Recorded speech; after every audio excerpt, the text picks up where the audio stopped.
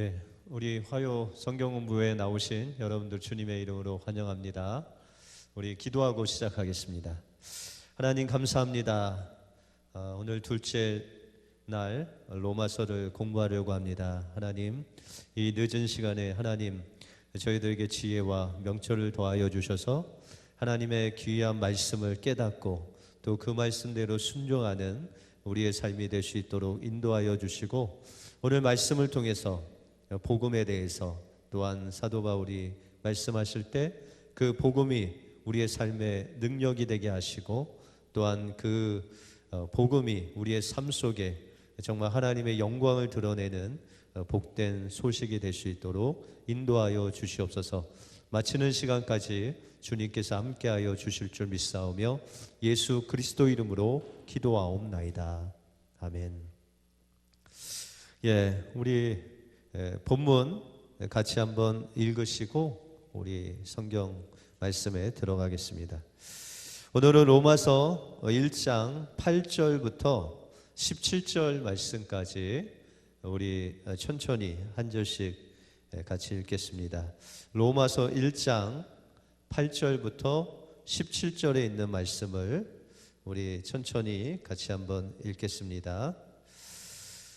첫째는 내가 예수 그리스도로 말미암아 너희 모든 사람을 인하여 내 하나님께 감사함은 너희 믿음이 온 세상에 전파됨이로다.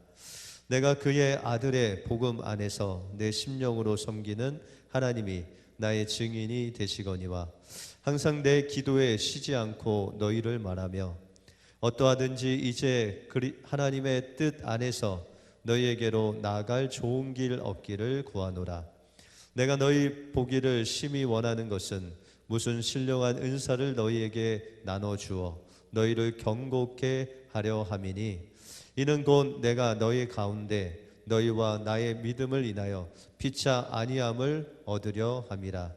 형제들아, 내가 여러 번 너희에게 가고자 한 것을 너희가 모르기를 원치 아니하노니, 이는 너희 중에서도 다른 이방인 중에서와 같이 열매를 맺게 하려 함이로되 지금까지 길이 막혔도다.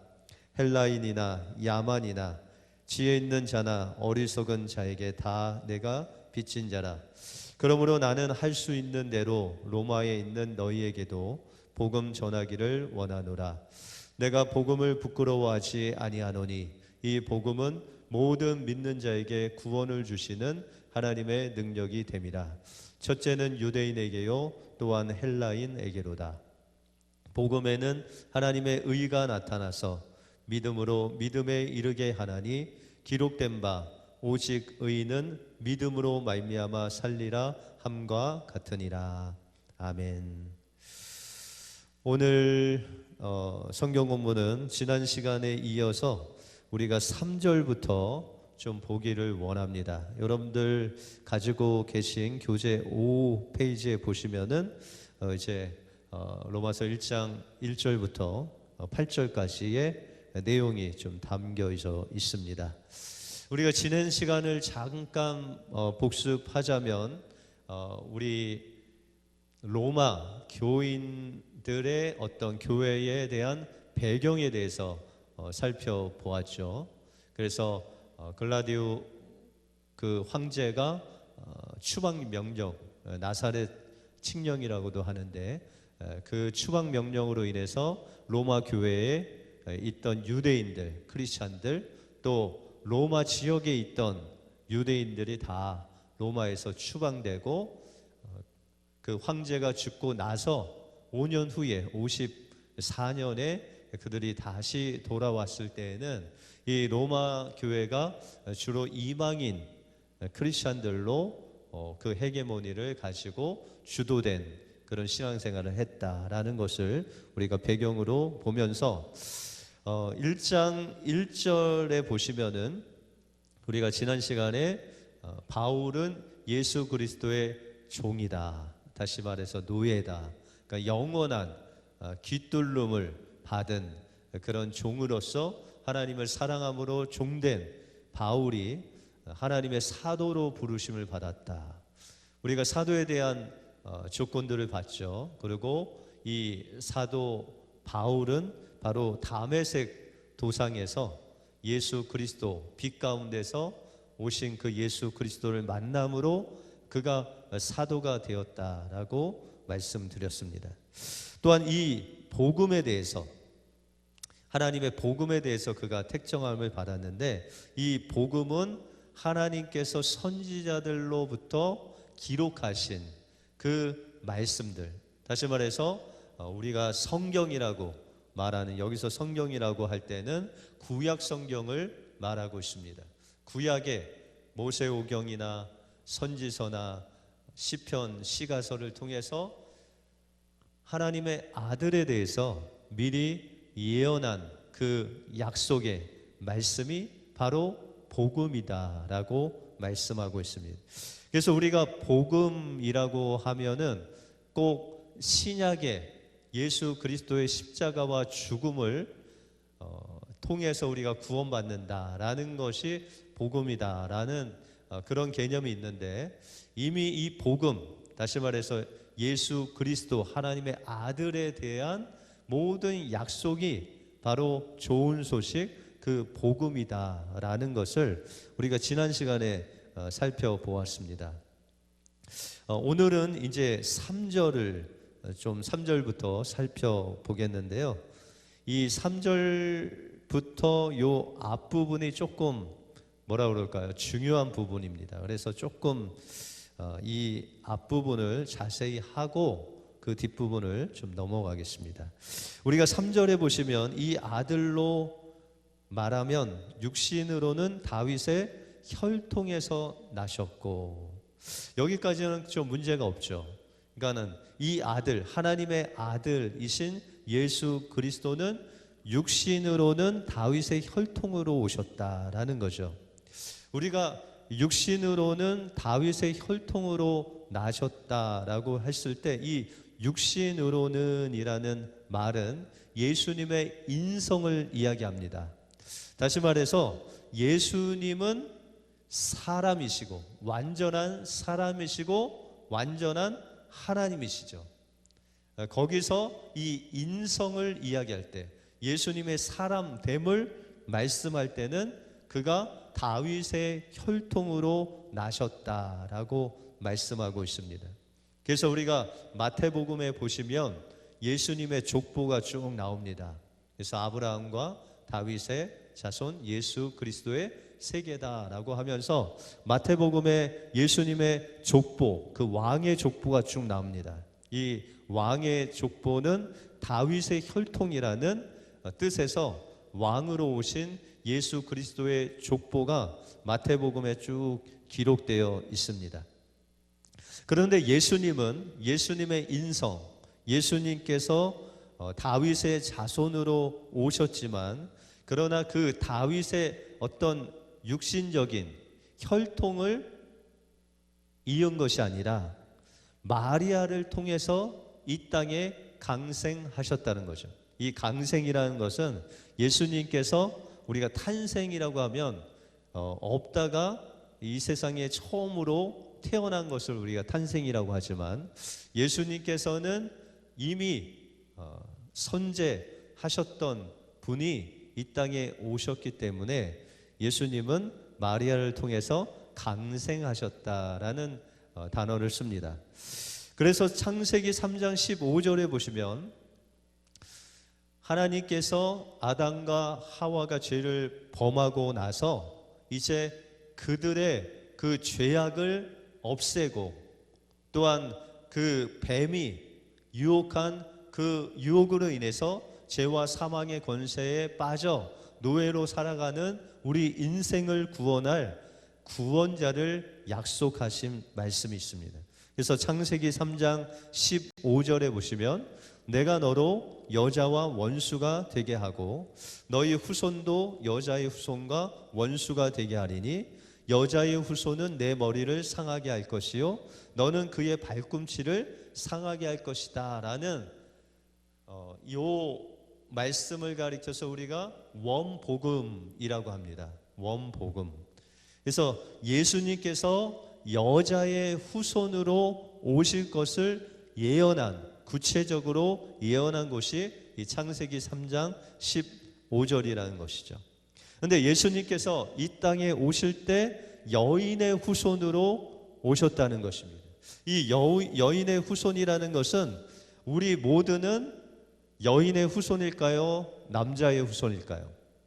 여러분들 아버지의 씨를 통해서 태어났으면 남자의 후손입니다. 그래서 모든 인류는 아담의 씨를 받은 남자의 후손입니다.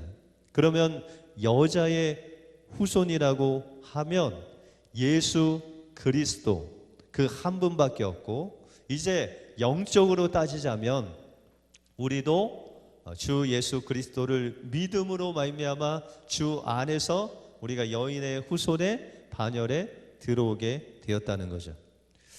그러면 이 여인의 후손이라고 했을 때 예수님께서 이 땅에 오신 것은 바로 동정녀 마리아를 통해서 성령의 능력으로 잉태되시고 마리아를 통해서 이 땅에 강생하신 것이죠. 그래서 우리가 누가복음 1장을 한번 찾아볼까요? 누가복음 1장 31절에 보시면, 누가복음 1장 31절을 같이 한번 읽겠습니다. 보라, 내가 수타하여 아들을 낳으리니 그 이름을 예수라 하라고 말씀하시죠. 여기 31절에 보시면 보라, 내가 수태하여 아들을 낳으리니 그 이름을 예수라 하라라고 말씀하고 있습니다. 이 소식을 전한 천사는, 기쁜 소식을 전하는 가브리엘 천사가 마리아를 향해서 외치는 것입니다. 그런데 여러분, 이 마리아는 요셉과 정혼을 해서 이제 법적으로는 부부지만 이 정혼이라는 그 기간은 거의 한 1년 동안 서로 그 결혼을 준비하는데 시간을 보내는 시간입니다. 그래서 이 마리아와 요셉은 법적으로는 부부지만 아직은 같이 살지 아니하고 떨어져서 이제 혼인 잔치를 통해서, 결혼을 통해서 함께 사는 부부가 됩니다. 그런데 그 함께 사는 부부가 되기 전 정혼 그 기간에 마리아에게 이 천사가 소식을 전한 것입니다. 그래서 34절에 보시면 마리아가 천사에게 말하되 나는 사내를 알지 못하니 어찌 이런 일이 있으리까? 라고 반문합니다. 마리아는 아직 남자를 몰라요. 그런데 어떻게 나 혼자 아이를 낳을 수 있고 아이를 가질 수 있습니까? 라고 반문하는 것입니다. 그때 천사가 말합니다. 여러분들 35절에 보시면 천사가 대답하여 가로되 성령이 내게 임하시고 지극히 높으신 이의 능력이 너를 덮으시리니 이러므로 나실 바 거룩한 자는 하나님의 아들이라 일컬으리라 라고 말씀하고 있습니다.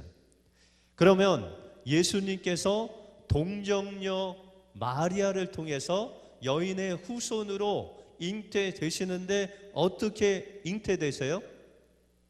성령이 내게 임하시고 지극히 높으신 이의 능력이 그를 덮어버리는데, 그렇게 될 때 이 성령으로 말미암아 지극히 높으신 자의 능력으로 말미암아 잉태되신다는 것입니다. 바로 하나님의 능력으로 여인을 통해서 여인의 후손으로 예수님께서 잉태되셨다라고 말씀하고 있다는 것입니다. 그래서 우리가 요한복음 1장 14절에 보시면 말씀이 육신이 되어 우리 가운데 거하심에 우리가 그 영광을 보니 아버지의 독생자의 영광이요 은혜와 진리가 충만하더라 라고 말씀하고 있습니다. 결과적으로 예수님은 동정녀 마리아를 통해서 남자와 상관없이 하나님의 능력으로 잉태되어 여인의 후손으로 낳게 되었다라는 것입니다. 여러분들, 여기서 동정녀 마리아를 통해서 여인의 후손으로 오셔야만 하는 그 이유가 무엇입니까? 우리 인간들은 모두 아담을 통해서 죄가 우리 안에 들어오게 되었습니다. 그래서 저나 여러분들이나 예전의 조상들이나 장차 올 모든 자손들도 죄를 짓지 않았는데도 불구하고 그 씨를 가지고, 그것을 원죄라고 하죠. 우리가 태어날 때부터 원죄를 가지고 태어난 죄인으로 태어나게 된다는 것입니다. 나무에 사과가 열매를 맺듯이 우리는 죄인으로서 태어났기 때문에 죄의 열매를 맺으며 살아갈 수밖에 없는 그런 죄인으로 이 땅에 태어난다는 것입니다. 그래서 이 우리의 죄를 사할 수 있는 것은, 구약에 보시면은 그 피가 곧 생명이고 그 생명인 이 피가 죄를 사한다라고 모세오경에 말씀하고 있습니다. 그러므로 우리의 모든 인류의 죄를 사할 수 있는 것은 죄 없는 피, 그 생명의 근원으로 우리의 죄를 사할 수 있기 때문에 예수님께서는 여인의 후손으로, 죄 없는 인간으로 이 땅에 오셔야만 됐고, 예수님은 하나님의 능력을 힘입고 동정녀 마리아를 통해서 성령의 능력으로 잉태되어 여인의 후손으로 강생하셨다라는 것입니다. 이것이 이제 예수님의 인성이고요. 예수님의 신성이 이제 4절에 나옵니다. 4절에 보시면 성결의 영으로는 죽은 가운데서 부활하여 능력으로 하나님의 아들로 인정되셨으니 곧 우리 주 예수 그리스도시니라 라고 말씀하고 있습니다. 우리가 요 4절을 상당히 헷갈릴 수가 있습니다. 왜냐하면 이 성결의 영으로는 이라고 했는데 이 성결의 영이 무엇이냐는 거죠. 그래서 어떤 목사님들은 이 성결의 영이 성령님이다 라고 하시는 분이 있고, 육체로는 다윗의 혈통으로 오셨으니까 예수님의 영혼, 육신의 영혼으로는 할 때 그것이 성결의 영이다 라고 그렇게 말씀하시는 분도 있고, 그래서 이 성결의 영으로는 이라는 것을 우리가 공동 번역이라는 게 있습니다. 성경에는 우리가 가지고 있는 것은 개역 한글 성경이고, 이 개역 한글 성경을 조금 그 문구나 이런 잘못된 오래된 그 단어를 좀 개정한 게 우리 한글 개정, 개역 한글 개역 개정이라는 번역 이제 성경이 있죠. 그리고 카톨릭에서, 천주교에서 쓰는 성경이 있는데 그것이 바로 공동 번역입니다. 그들이 이제 성경을 번역한 것이 있는데 그것이 이제 공동 번역이라는 번역본이죠. 그래서 우리가 또 알고 있는 새 번역이나 현대인의 성경 이런 성경들이 많이 있는데, 이거는 이제 그 성경을 해석하는 그 해석자의 어떤 의도나 아니면 성경의 원본을 어떻게 번역하느냐에 따라서 조금씩 그 의미가 좀 바뀔 수가 있습니다. 그런데 공동 번역으로 요 4절을 보시면 이렇게 되어 있습니다. 그분은 인성으로 말하면 다윗의 후손으로 태어나신 분이며, 거룩한 신성으로 말하면 죽은 자 가운데서 부활하심으로써 하나님의 권능을 나타내어 하나님의 아들로 확인되신 분입니다 라고 말씀하고 있습니다. 제가 볼 때는 이 개역 한글보다 공동 번역의 이 번역이 훨씬 더 정확하고 분명하게 되어 있습니다.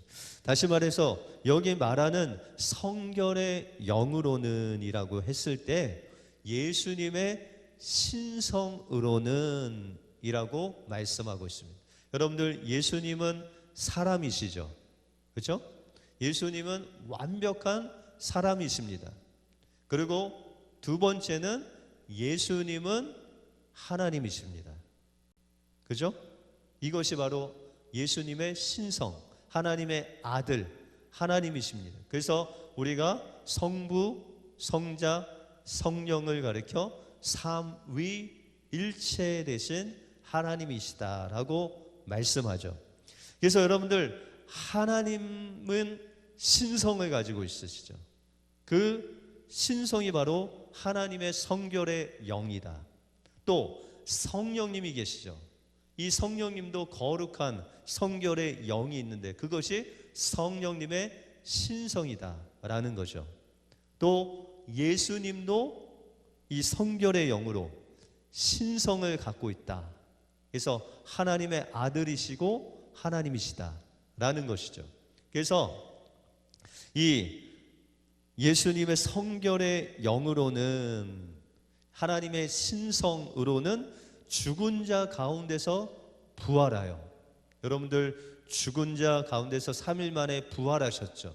하나님께서 죽은 예수 그리스도를 일으키시고 능력으로 하나님의 아들로 인정되셨으니, 이 부분도 우리가 좀 혼돈이 올 수 있는데, 하나님의 아들로 인정되셨으니 라고 하니까 예수님께서 십자가에서 죽으시고 3일 만에 부활하셔서 하나님의 아들이 되셨다라고 하시는 분들이 있습니다. 그런데 그게 아니에요.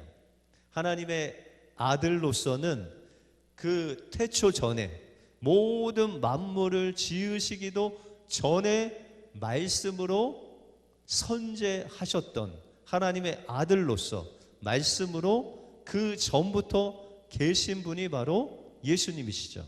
그래서 예수님의 신성은 이 부활하심으로 인정되었다는 것은 하나님의 아들이셨는데 부활하심으로 그 아들됨을 확인하셨다라는 이 공동 번역의 번역이 훨씬 더 우리에게 의미를 확실하게 주고 있다는 것이죠.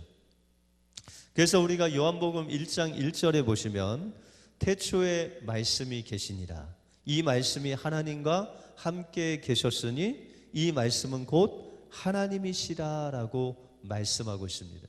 요한복음은 예수님은 하나님의 아들이시라는 것을 포커싱해서 기록된 성경입니다. 다시 말해서 하나님의 아들이신 예수 그리스도에 대해서 기록한 것이 요한복음이죠. 그래서 마태, 마가, 누가는 우리가 공관복음이라고 그러죠. 그래서 마태복음은 예수님은 유대인의 왕으로 오신 그 왕을 포커싱하고, 또한 마가복음은 이 땅의 종으로 오신 예수님을 초점으로 삼아서 그 중심으로 기록됐습니다. 그래서 마가복음에는 예수님의 족보가 없습니다.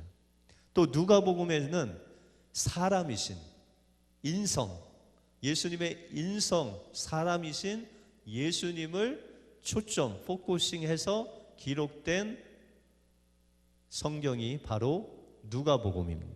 그래서 누가복음하고 마태복음에만 족보가 나오는데 마태복음에는 왕의 족보가 나오고 누가복음에는 인간으로서의 예수님의 족보가 나오는 것입니다.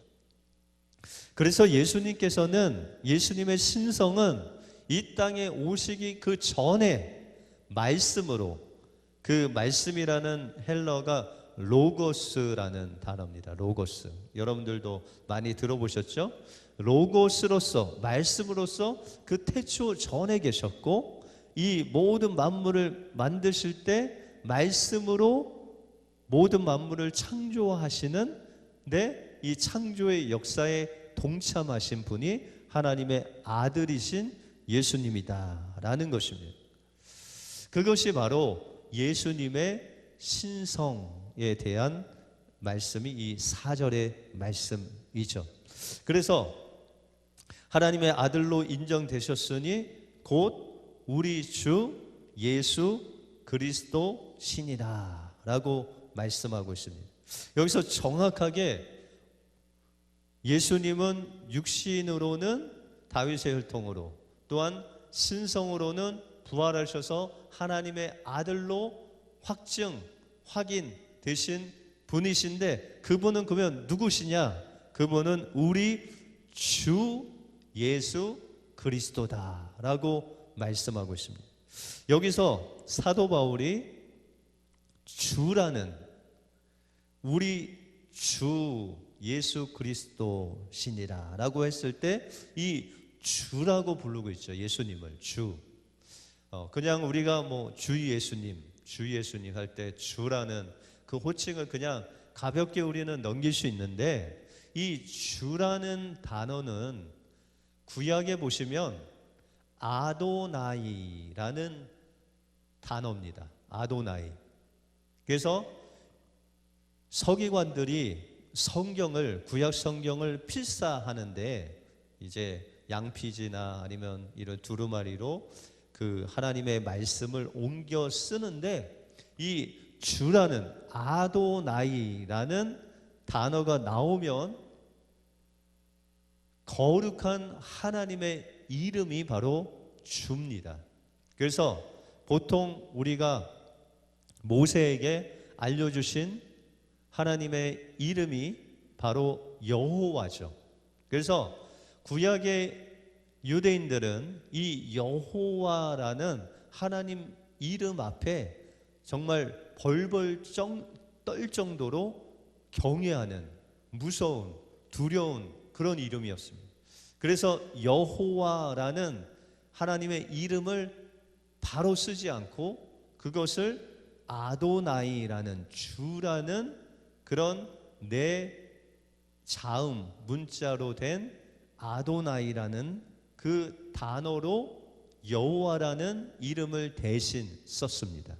그럼에도 불구하고 아도나이가 나오면 손을 씻고 다시 경건한 마음으로 필사를 할 정도로 이 주라는 것은 여호와라는 것이고, 또한 여호와 하나님일 뿐만 아니라 하나님의 아들이신, 모든 만물의 주관자 되시는 하나님이시라는 그 뜻이 바로 주라는 것입니다.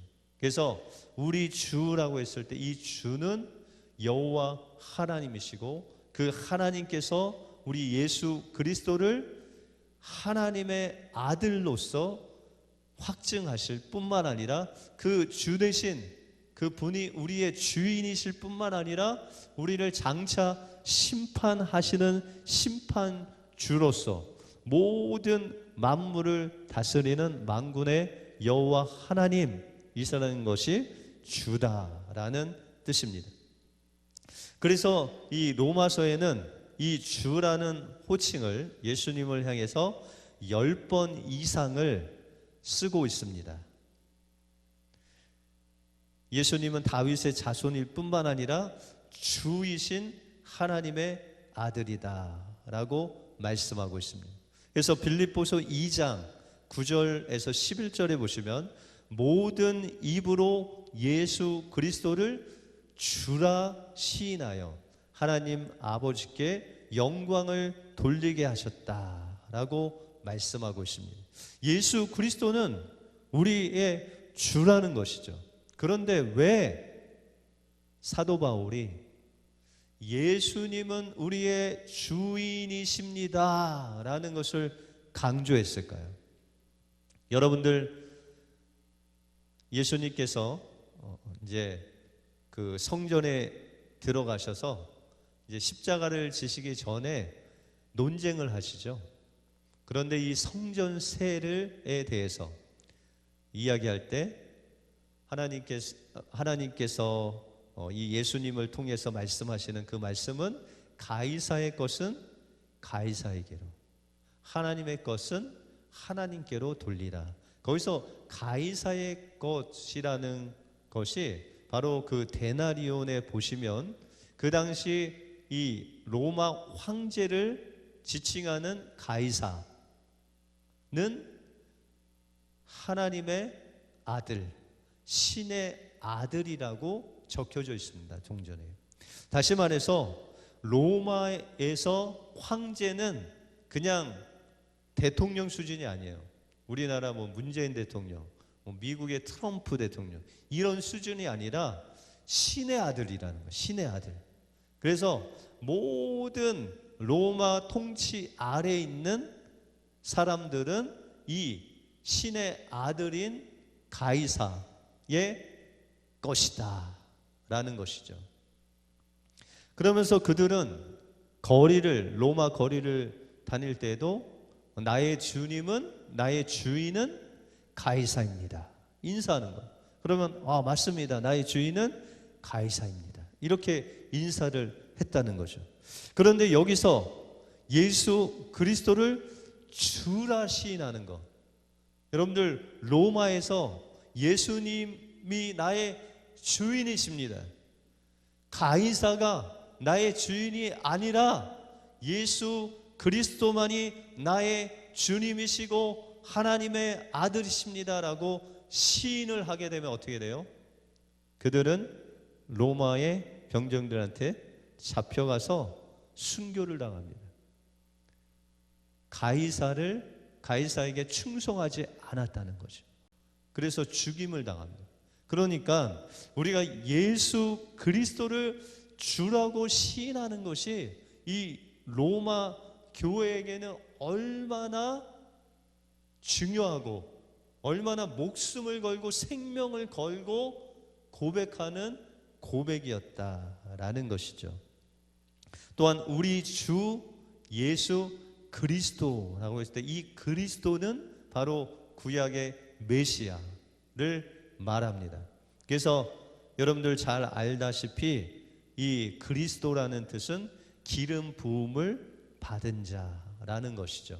그런데 종종 우리가 구약에 보시면 이 메시아에 대해서 예수님뿐만 아니라 여러분들 잘 아시는, 지금 우리가 새벽 예배 때 예레미야를 공부하는데 예레미야서에 보시면은 이제 바벨론이 드디어 이제 망하죠.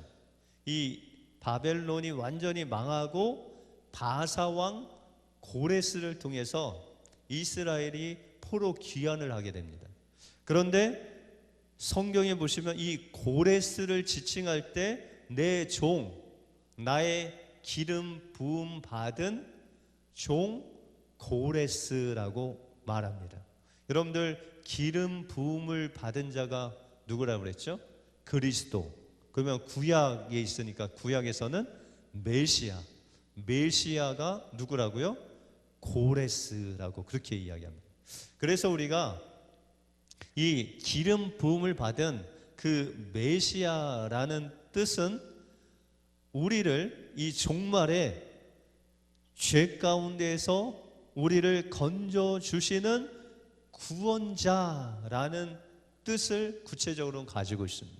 그래서 고레스가 메시아 기름 부음 받은 종이라고 했을 때는 이 고레스를 통해서 포로된 이스라엘 백성들을 건져내는 그 하나님의 종, 메시아로서의 그 종의 역할을 이야기할 때 메시아라는 단어를 쓰게 된다는 거죠.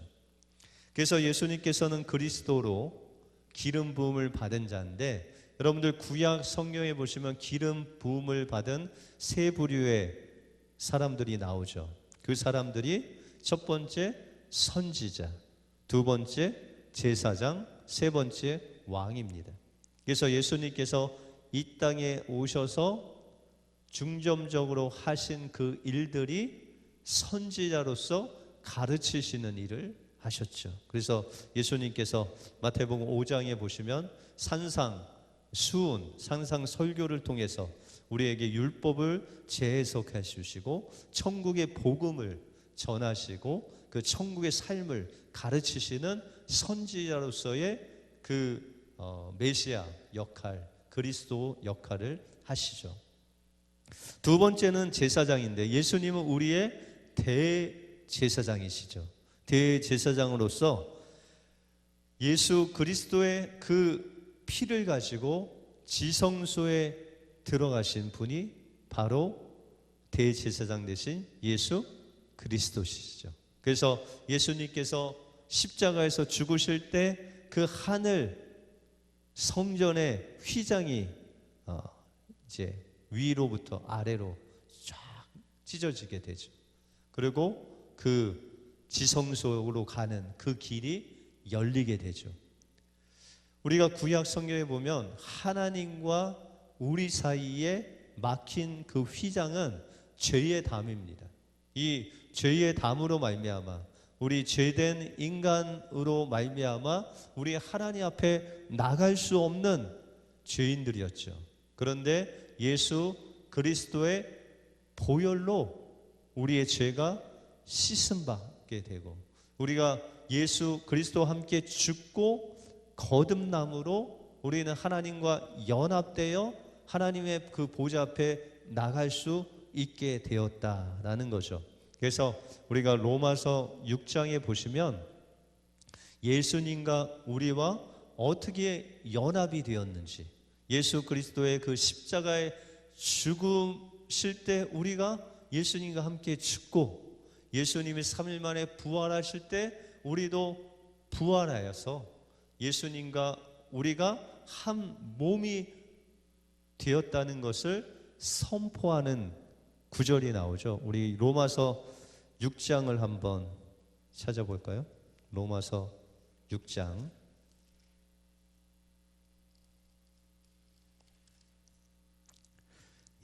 거기 4절을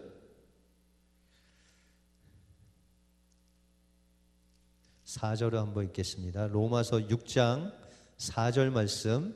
그러므로 우리가 그의 죽으심과 합하여 세례를 받음으로 그와 함께 장사되었으니 이는 아버지의 영광으로 말미암아 그리스도를 죽은 자 가운데서 살리심과 같이 우리로 또한 새 생명 가운데 행하게 하려 함이니라 라고 말씀하고 있습니다.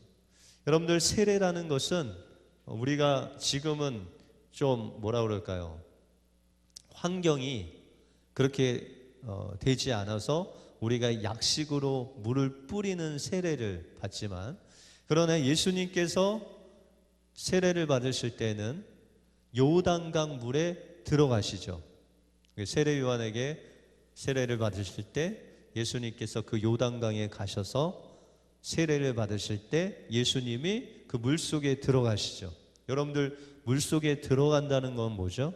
우리가 침수된다는 건 죽는다는 것이죠. 그리고 다시 올라올 때 성령이 비둘같이 임하죠.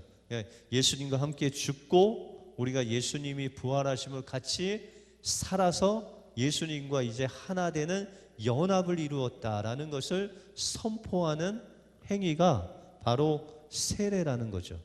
그래서 예수님과 함께 죽고 우리가 다시 그 부활의 생명 안에서 예수님 안에 삶으로 인해서 우리는 날마다 주님 앞에, 하나님의 보좌 앞에 나갈 수 있는 그런 은혜가 우리에게 있다라는 것입니다.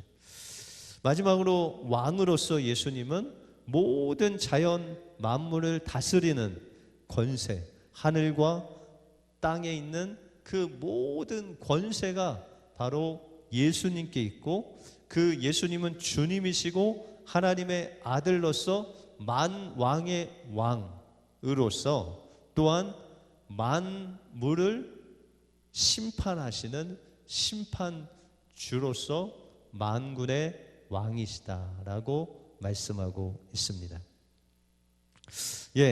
여기까지가 아주 중요한 부분들을 우리가 좀 살펴보느라고 시간이 많이 갔죠. 우리가 5절에 보시면 그로 말미암아 우리가 은혜와 사도의 직분을 받아 그 이름을 위하여 모든 이방인 중에서 믿어 순종케 하나니라고 말씀하고 있습니다. 여러분들, 사도 바울은 그가 바울 되기 전에 사울로서 있었습니다. 그런데 그 사울로서 예수님을 알지 못했을 때 예수 그리스도의 이름을 부르는 자들을 잡아서 옥에 가두는 그런 일들을 했습니다. 그런데 이 사울이 다메섹 도상에서 빛으로 오신 그 예수님을 만나죠. 사울아, 사울아 부르시죠. 왜 내가 나를 핍박하느냐. 그랬을 때 사울이 그 빛으로 오신 예수님을 보고 당신은 누구십니까? 라고 묻죠. 그때 나는 내가 핍박하는 예수다 라고 말씀하십니다. 그때 그 부활의 주님을 그 빛 가운데서 사울이 처음 경험을 하게 됩니다. 여러분들, 그 예수님을 사울이 그 빛 대신 주님을 만났을 때 그의 마음이 어땠을까요? 그는 율법에 아주 해박한 바리새인 중에 바리새인입니다. 그리고 열심으로 따지자면 자신의 그 연장자들보다도 더 엄청난 그 열심으로 예수 믿는 사람들을 엄청나게 핍박한 그런 사람이었습니다. 그런데 그가 핍박하던 그 예수님이 바로 그가 그토록 기다리고 열심을 냈던 하나님께서 보내신 하나님의 아들 메시아였던 것을 그가 빛 대신 그 주님, 부활의 주님을 만난 이유로 그가 알게 되었다는 것이죠. 다시 말해서 그는 죄인의 괴수다. 나는 죄인 중에 괴수였다라는 거죠. 하나님을 믿는다고 하면서도 하나님께서 보내신 그 예수 믿는 사람들 핍박하고 죽이고 또 죽이는데 증인으로 서는 그 스데반 집사님이 죽는데 그 자기가 증인으로 섰던 그 사울은 완전히 멘붕이 오죠. 이제 그 하나님께서 보내신 내가 그토록 핍박했던 예수님이 바로 내가 그토록 사모했던 메시아였다라는 것을 알게 되죠. 그래서 자기는 온전히 구원받은 것은 그 죄인 중에 괴수였던 사울이 구원받은 것은 바로 값없이 주시는 전적인 그 하나님의 은혜였다라는 것이죠. 그리고 하나님께서 그에게 사도의 직분을 주시는데 사도행전 9장 15절에 보시면 주께서 가라사대 가라 이 사람은 내 이름을 이방인과 임금들과 이스라엘 자손들 앞에 전하기 위하여 택한 나의 그릇이다 라고 아나니아에게 말씀하시죠. 바로 사도 바울은 은혜와 사도의 직분을 받아서 그 예수 그리스도의 이름을 위해서 모든 이방인에게 복음을 전하는 이방인의 사도로 하나님께서 그를 부르셨다라는 것입니다. 이것이 사도 바울의 소명이고 사명입니다. 그래서 우리가 로마서 16장 26절에 보시면 이 동일한 말씀이 한번 반복됩니다. 로마서 16장 26절에 보시면 이제는 나타낸 바 되었으며 영원하신 하나님의 명을 쫓아 선지자들의 글로 말미암아 모든 민족으로 믿어 순종케 하시려고 알게 하신 바 그 비밀의 계시를 쫓아낸 것이니 이 복음으로 너희를 능히 경고케 하실 것이다 라고 말씀하고 있습니다. 이 선지자들 글로 말미암아 모든 민족으로부터 예수 그리스도를 믿어 순종케 하시려고 나를 은혜와 또한 사도의 직분을 받아 이방인의 사도로 하나님이 나를 세우셨다라는 것입니다. 근데 여기서 중요한 것은 여기서 믿어서 순종케 했다라는 것이죠. 이 믿어서 순종케 했다라는 것은 바로 예수 그리스도를 믿는 자들의 그 삶은 바로 순종의 삶이 되어야 된다라는 것을 말씀하고 있다는 것입니다. 그래서 복음을 순종한다는 것은 복음을 받아들이고 복음에 자신을 복종시킨다는 것, 거기까지 가는 것이죠. 그래서 사도 야고보는 이 순종까지 가는 믿음을 가리켜서 행함이 없는 믿음을 갖지 말고 우리가 행하는 믿음을 가져야 된다. 우리가 행하는 믿음 하면은 무엇인가 율법을 행하는 것 같지만 그렇지 않다는 거예요. 우리가 예수 그리스도를 믿으면 그 믿는 행위가 따라야 된다는 거죠. 거기까지가 믿음이라는 것입니다. 그래서 우리가 믿어 순종케 한다는 것은 그 믿음 안에 순종이 내포되어 있다라는 것입니다. 그래서 요한복음 6장에 보시면 예수님께서 오병이어를 행하시고 이제 배를 타고 다른 지역으로 오셨는데 사람들이 예수님을 막 따라갑니다. 그래서 요한복음 6장 28절에 보시면 그 무리들이 예수님께 말씀을 하기를 우리가 어떻게 하여야 하나님의 일을 하오리까 라고 묻습니다. 하나님의 일이 뭘까요? 우리가 하나님의 일하면 우리가 뭔가를 봉사하고 행하고 뭔가를 해야 될 것 같은데 예수님께서 그들에게 대답하여 가라사대 하나님이 보내신 자를 믿는 것이 하나님의 일이다라고 말씀하고 있습니다. 하나님의 일이 뭐예요? 하나님을 믿는 것인데 이 믿음은 하나님의 말씀을 믿고 그 말씀대로 순종하고 그 말씀에 복종하기까지 우리가 가야 된다라는 것입니다. 무엇을 위하여? 그 이름을 위하여 우리가 믿음으로 순종해야 된다는 것이죠.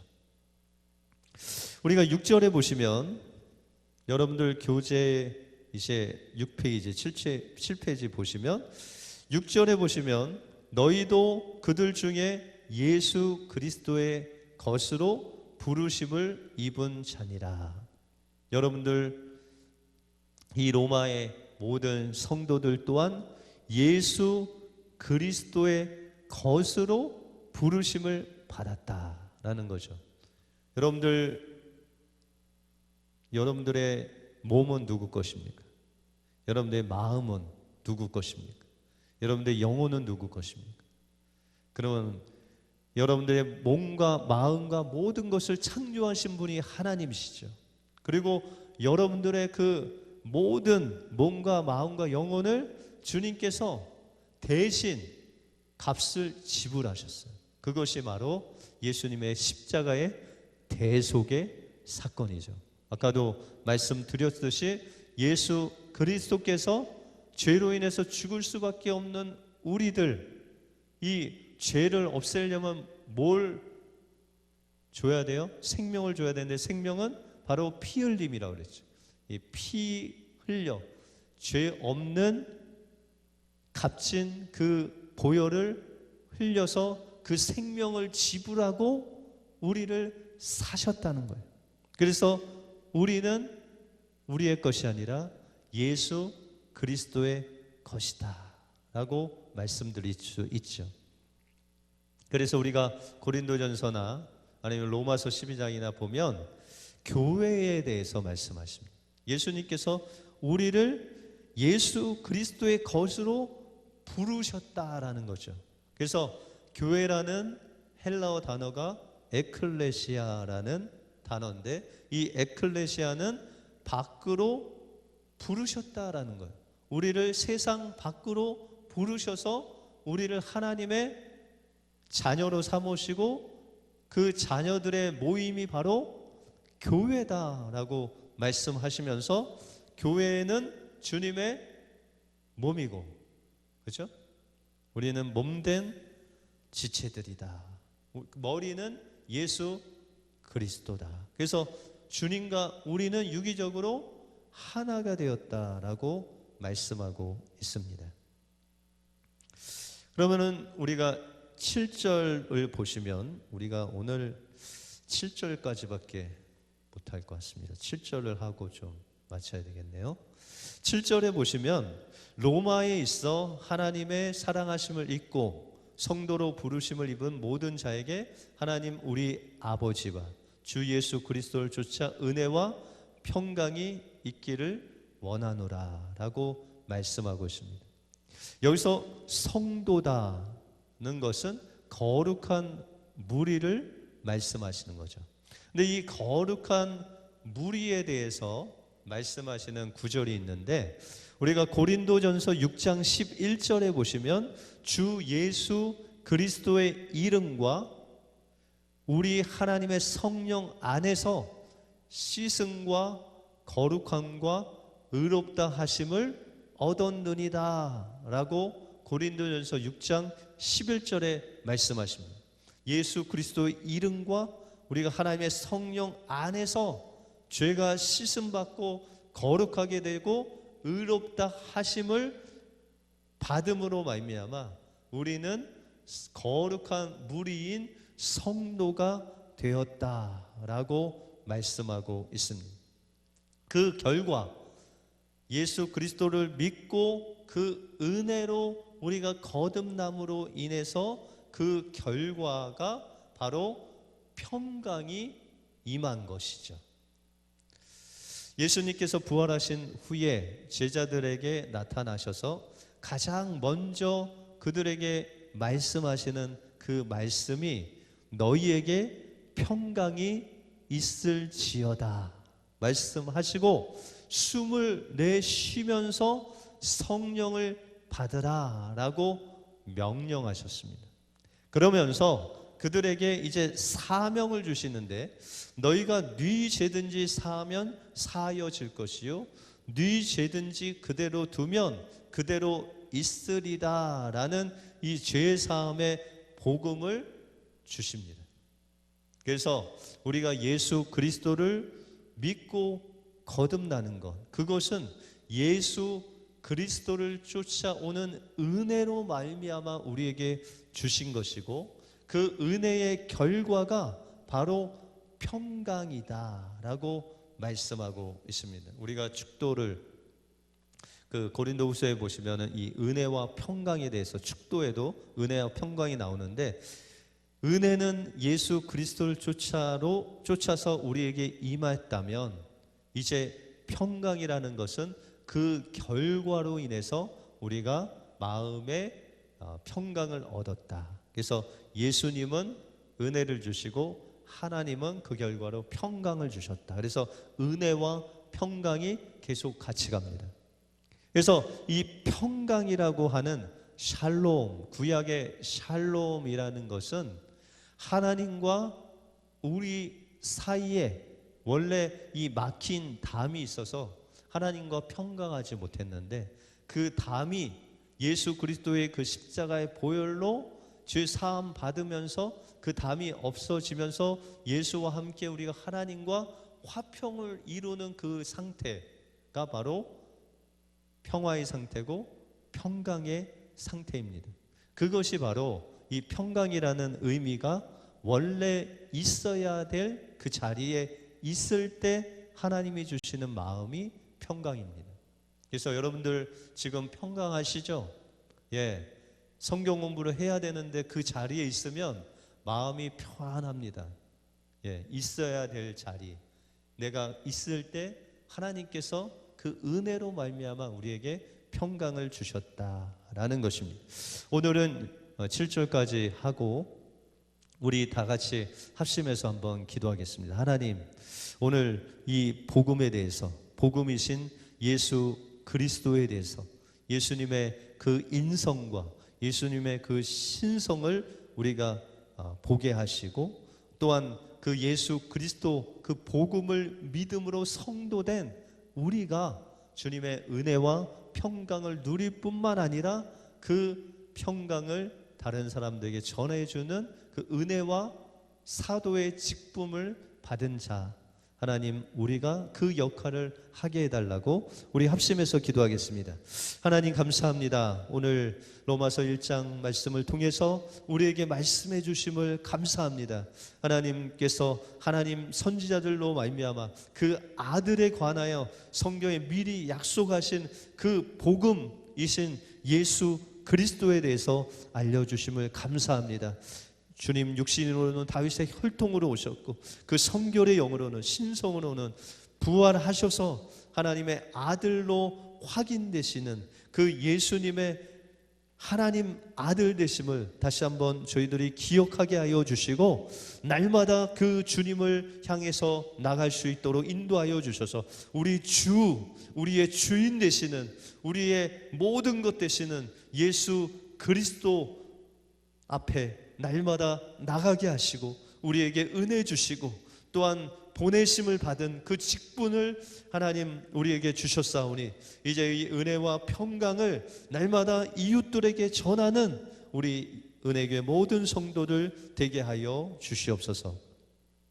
하나님, 감사합니다. 오늘 두 번째 시간을 통해서 우리가 로마서 1장 7절까지 말씀을 나눌 수 있도록 인도해 주심을 감사합니다.